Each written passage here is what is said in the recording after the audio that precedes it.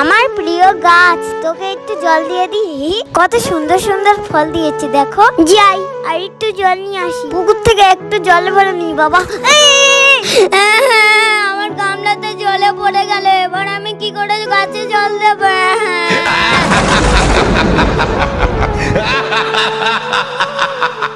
কি হয়েছে তোমার? তুমি কাঁদছো কেন এখানে বসে?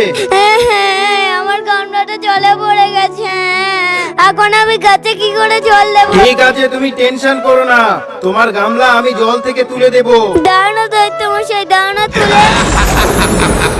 দেখো তো এই গামলাটা চিনতে পারো কিনা। আরে এই তো আমার গামলাটা। দৈত্য মশাই গামলাটা দাও।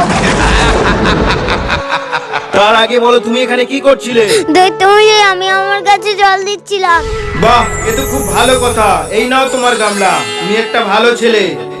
এই দৈত্য মশাই চলে গেল। যাই বাবা, বাড়ি চলে যাই।